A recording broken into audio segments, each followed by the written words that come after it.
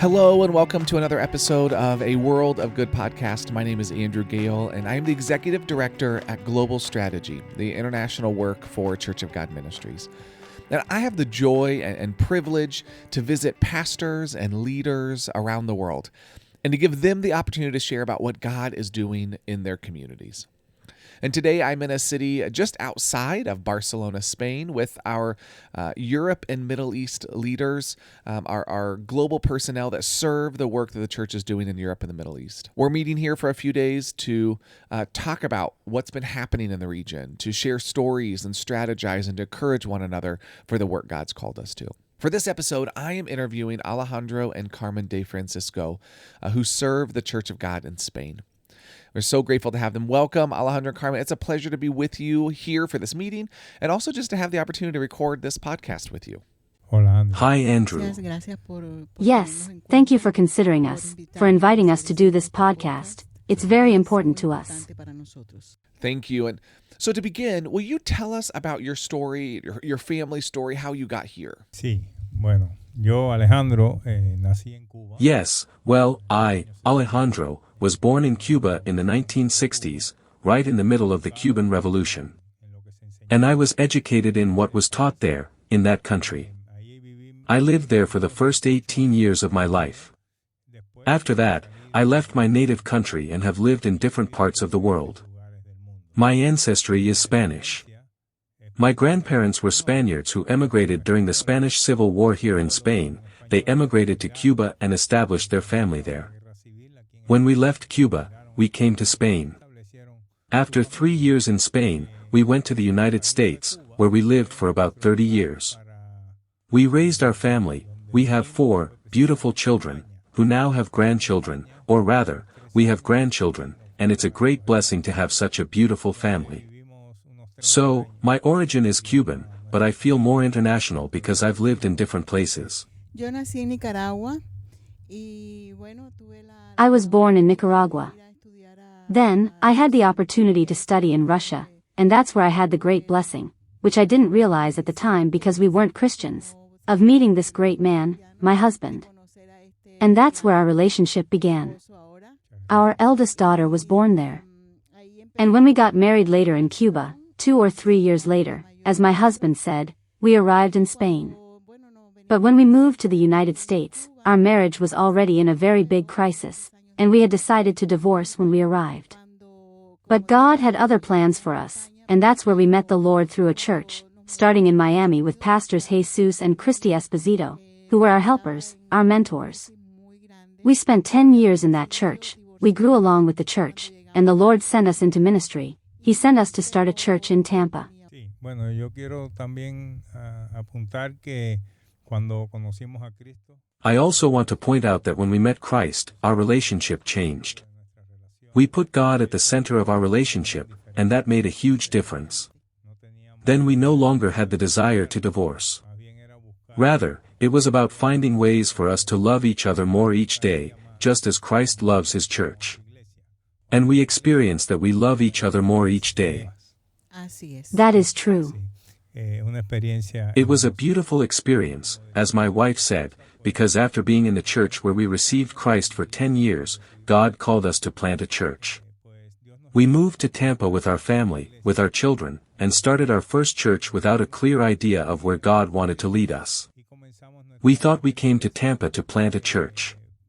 But we've learned that when we say yes to the Lord, He keeps asking, okay, you said yes to this, what's the next yes or no?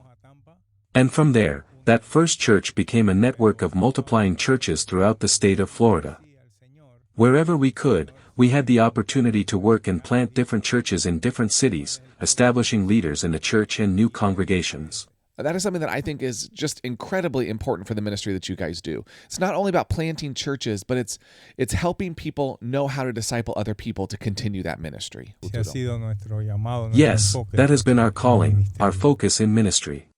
And now you guys are in Spain, living in Spain, in Madrid. Sí. Ahora vivimos en Madrid. Madrid es la capital de España. Yes, now we live in Madrid.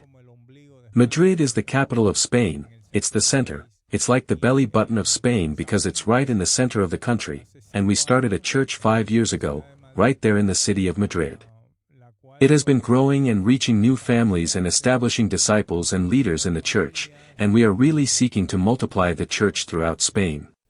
And if you want to start ministry in Spain, I mean, Madrid being in the center of the country, that seems like a really good place to start. Sí, sí. Now, if we want to know more about the Church of God worldwide, to understand a better picture of the ministry that different countries have, what is the Church of God like in Spain? Tell us a little bit about that. How many churches are there? How many pastors? And can you explain a little bit about the church here, the church that you specifically work with in Madrid? Compartió mi esposo, el ministerio de nosotros es... As my husband shared, our ministry is about starting churches, but also preparing leaders to continue the work and to be sent out to start other churches, and that's what we're doing. The church is called In My Place. That was precisely the name God gave us to start the church. And well, you can explain to him why it's called In My Place. Sí, bueno, la visión que Dios nos dio está basada en la cita en Osea. Yes, the vision God gave us is based on the passage in Hosea, chapter 1, verse 10, where he writes to the prophet Hosea that, in the place where they were told they were not my people, yes, there they will be told that they are children of the living God. And that's why we call it, In My Place, because we want to be the ones in our place to bring that news to people, not for people to come to us, but for us to be there in the place where we will tell them, in the same place where they were told, you have nothing to do with God, you are now children of the living God. Our vision is what guides us in our ministry here. Bueno, y donde no conocíamos a nadie, pues ahí empezamos a conocer personas necesitadas por donde... And when we didn't know anyone, that's when we started meeting people in need everywhere we went. There are people in need of God, even if they don't know it. And we started receiving people who didn't know about church. They had no idea what church life was like. We started discipling them, showing them God's plans for their lives, how God has a specific plan for each person in this world. It's wonderful to see how it changes the lives of married couples, and of families. We have a group of children that we sing a song with every Sunday before they head off to Sunday school, and they eagerly await the song before going to class, and it's wonderful to see how God is working in each person. Sí, nuestra visión, nuestro propósito es poder multiplicar ese trabajo, ¿no? De lo que está Yes, sucediendo. our vision, our purpose is to multiply this work, not just what's happening in Madrid, but in other parts of Spain.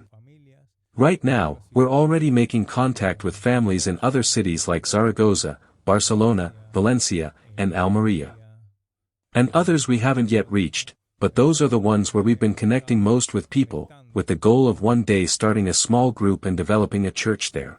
I love that you have a vision for what God is doing, and that you're thinking through different places that you want to serve, that you're not just waiting for things to happen. You have a vision and you're taking action. When God opens the doors, you're able to make that happen. It's really beautiful.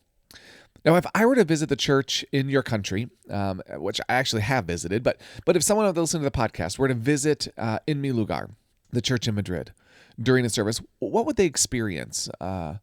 What would it be like to go to church there? Sí, bueno, pues definitivamente sería una experiencia única. Sí, Yes, sería well, algo, it would definitely be a unique experience. It would be something special, because we've had the experience of people visiting us from other countries, and we really see how God impacts their lives, seeing the passion, the dedication of the leaders in the church.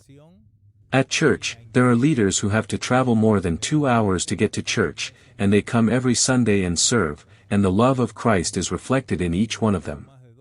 It's a very beautiful, very lovely fellowship. It's a spiritual experience, I would say, in terms of the experience of singing worship songs to God, praising God, worshiping Him, receiving the Word of God. And always after that time of spiritual nourishment, we also have a meal together. Lo que no te hemos dicho es que la reunión nuestra es en el sótano. de What we casa. haven't told you is that our meeting is in the basement of our house, where we live. So we have the church meeting in the basement, and afterward, we go up to the dining room. When the weather is nice, we go out to the patio, but when it's very cold or very hot, like now, we eat there in the dining room.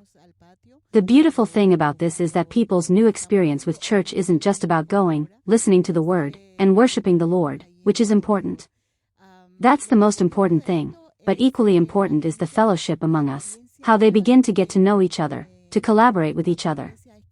If someone needs something, then, during that meal, conversations arise about needs, or, someone says, "Look, I have this if someone needs it." And it's beautiful to see how the group feels like they belong to something beautiful, something where they won't be criticized, where they'll be helped to walk, to learn. It's the love of God. That is great. I think it's easy just to focus on the worship, on the preaching, on the sermon, but you're talking about really having life together, a moment to eat together. And just to be clear, I've eaten your food, Carmen, and it's delicious. And actually, we're getting ready to eat tacos today that you're preparing. I can't wait. It's just in a couple hours. We're going to be eating more. Otra cosa es que en la medida que la iglesia va creciendo. Another thing is that as the church grows and the leadership strengthens, we have partners in ministry so we don't have to do everything ourselves anymore. At first, we did it all, everything from setting up the chairs and tables to organizing the food. But now we have teams that help us with all this work, all the logistics for Sunday services. For the last 2 or maybe 3 months, we've even had people who take care of the food. They're the ones who provide everything, not just contributions from church members. Thanks for sharing. It's really beautiful, but it's also a sacrifice for you because your house is full literally all day on Sunday. You have people there for worship, meals, important conversations, and yes, it's beautiful, but it's also a sacrifice. Sí, nuestro culto comienza a las 12:30, pero cada Yes, domingo it is. nos levantamos a las Our service starts at 12:30. preparar todo. But every Sunday we get up at 6 o'clock in the morning to get everything ready, and the last person to leave our house doesn't leave until 7 o'clock or 8 o'clock at night. By the time the last person leaves, we're exhausted. What challenges does the church in Spain face? A ver, yo pienso que uno de los mayores I think one of the biggest challenges is the location, the space we have, because we are connected to a lot of people. We already have a lot of relationships. For example, we have a lot of people on the church list, but not everyone can come at the same time because our space is so small. And so I think that's a big challenge we have, and well, we're praying and waiting on the Lord for a more spacious place. Otro reto también sería la cultura, ¿no? Yes, another challenge is the post-Christian culture in Europe, where people often think they don't need God. This makes it very difficult to instill the need for God in souls and hearts. But with patience and love, God works in people. ese es un gran reto. That's a big challenge because there are people who have asked us, why do I need God? I live well, I have everything. I don't need anything from God. And with that, what good things are happening in and through the church? This is a question we love asking, every episode. What good is God doing in and through the church community there in Spain? What stories can you share? Sí, bueno, mi esposa compartió al My wife shared at the beginning that when we came to know Christ, our marriage was in crisis. That's been something that has guided our ministry.